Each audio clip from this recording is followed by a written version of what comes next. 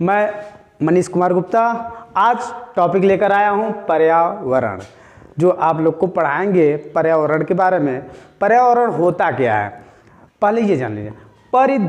पर्यावरण जो है दो शब्दों से मिलकर बना है, दो शब्दों से मिलकर बना है, परि और आवरण। परि और आवरण, इसको संधि विच्छेद कर दिया गया है। परि धन आवरण को पर्यावरण कहते हैं। यही संधि विच्छेद को हम अलग अलग अगर समझते हैं तो परि का अर्थ होता है चारों ओर। परि का अर्थ है चारों ओर। परि जो कहा जाता है, परि का तात्पर्य यही है कि चारों ओर। और आवरण का अर्थ है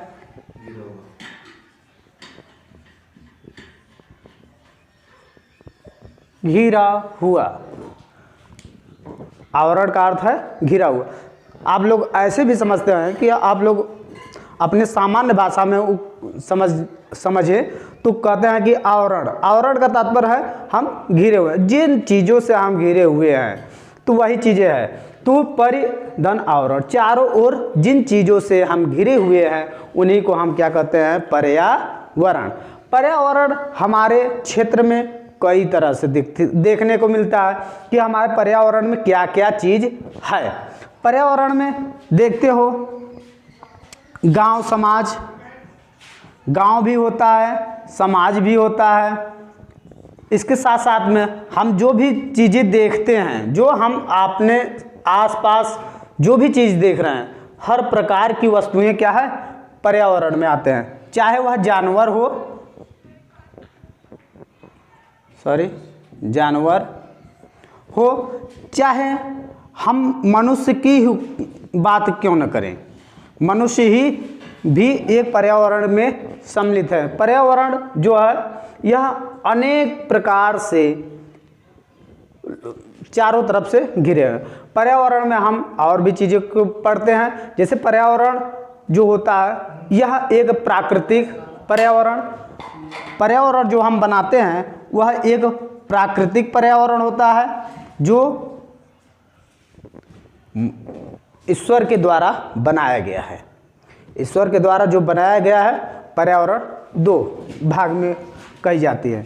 एक प्राकृतिक, हाँ, ये आप बताएं कि चारों ओर से घिरा हुआ गांव समाज जानवर मनुष्य, इसका मतलब क्या है? ये जहाँ पर हम रहते हैं गांव में भी रहेंगे, वहाँ पर भी एक पर्यावरण, वहाँ की जो पर्यावरण रहेगी वो पर्यावरण वहाँ की बोल भाषा रहन सहन वहाँ की रहेगी। समाज में रहेंगे तो हमको वहाँ के स्तर से देखना पड़ेगा कि समाज में जैसे लोग रहते हैं उस स्तर से हमको रहना पड़ेगा। नहीं तो क्या ये गाँव समाज जानवर मनुष्य ये सब, लेकिन साइंटिफिक रीजन क्या है?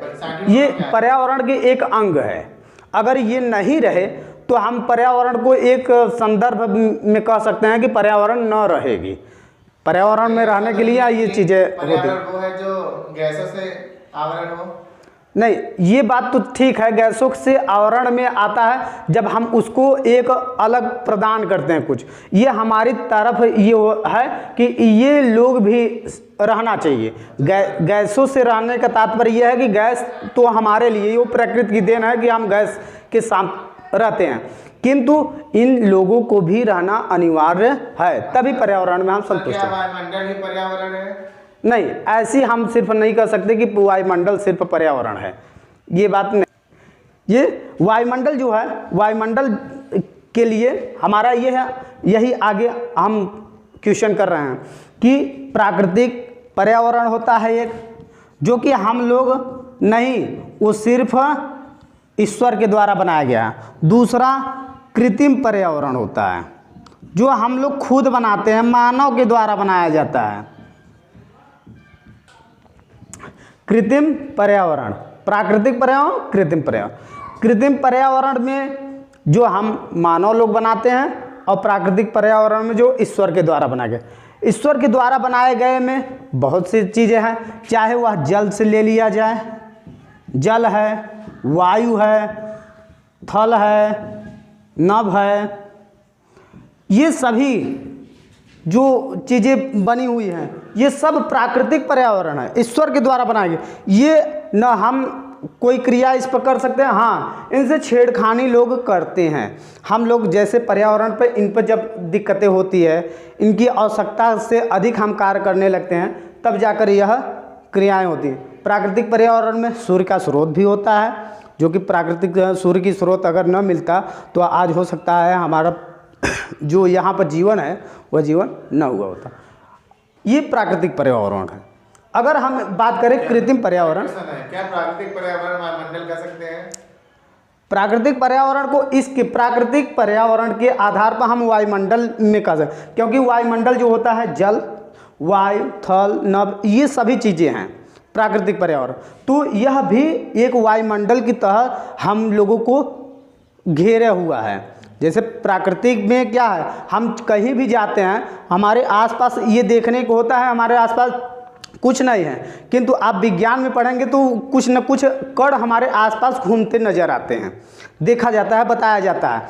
तो ये चीज़ें, इन चीज़ों की बात किया जाए तो यह पर्यावरण के अंतर्गत आता है कि वायुमंडल जो है एक पर्यावरण के आधार पर है। ठीक, ये चीज़ें हैं। कृत्रिम पर्यावरण अगर कहा जाए तो कृत्रिम पर्यावरण खुद मनुष्य ही बनाता है। यह जो मनुष्य बनाता है यह अपने सिर्फ सुख के लिए का उदाहरण क्या है सर कृत्रिम पर्यावरण का? कृत्रिम पर्यावरण में बता रहा हूँ कि कृत्रिम पर्यावरण है, जैसे हम कहते हैं कि हम कोई घर बनाएं और घर बनाने के बाद जो वायु होता है, वायु उसको निकलने के लिए जगह न दी जाए। जब जगह नहीं दिया जाता तो वह हमारे यहाँ स्वच्छ वायु नहीं पहुँच पाते। स्वच्छ वायु को जाने के लिए, अंदर आने के लिए, और उसके बाद जो कार्बन डाइऑक्साइड के रूप में या फिर अवशिष्ट जो गैसें हैं उसको बाहर जाने के लिए यह पर्यावरण हमको बनाना पड़ता है। वहाँ पर देखते हो घर या मकान के ऊपर हम क्या बनाते हैं, एक गुंबज बनाते हैं, वहाँ से वायुमंडल में गैस को बाहर भेजने के लिए। यह भी एक कृत्रिम पर्यावरण होता है कि हम वहाँ पर सुरक्षित रूप से स्थान से रह सकते हैं, इसमें कोई हमको दिक्कत न हो। नहीं तो हो सकता है कृत्रिम पर्यावरण न बनाया जाए तो दिक्कतें हो सकती है। जैसे कमरा बनाते हैं, घर बनाते हैं, तो वहाँ पर खिड़कियाँ लगाई जाते हैं। खिड़कियाँ क्यों लगाई जाती हैं? क्योंकि वहाँ पर अगर हम खिड़कियाँ न लगाएं, कहीं आने जाने के लिए वहाँ पर वायुमंडल से कोई मेल न हो तो दिक्कतें आ सकती, इसलिए खिड़कियाँ लगाई जाती हैं, छत के ऊपर गुंबज लगाए जाते हैं, रोशनदान लगाए जाते हैं। ये आदि क्रियाएं कृत्रिम पर्यावरण के अंतर्गत आते हैं। पर्यावरण के घटक क्या हैं सर? हाँ, अब बच्चों देखिए, पर्यावरण के घटक, पर्यावरण के 3 घटक होते हैं, 3 भागों में बांटे गए हैं। संघटक इसको कहीं कहीं रखा जाता है, हमने यहाँ पर घटक लिखा है, आप लोग इसको इंग्लिश में कंपोनेंट कहते हैं, इन्वायरमेंट कंपोनेंट्स। तो इनके पार्ट 3 भागों में बांटे गए हैं। पहला अजैविक घटक, दूसरा जैविक घटक, तीसरा ऊर्जा घटक। आप लोग देख रहे हैं कि भौतिक घटक भी लिखे हैं, तो अजैविक जो घटक है उसको भौतिक घटक भी हम लिख सकते हैं। ठीक, ये अभौतिक जो अजैविक घटक है, भौतिक घटक, ये इसके अंतर्गत कई चीज़ें आते हैं। जैसे वायुमंडल में जो है स्थलमंडल, स्थल जिसको हम भूमि कहते हैं, ठीक, और नभ जिसको हम आकाश कहते हैं, नभ। उसके बाद जो ऑक्सीजन होता है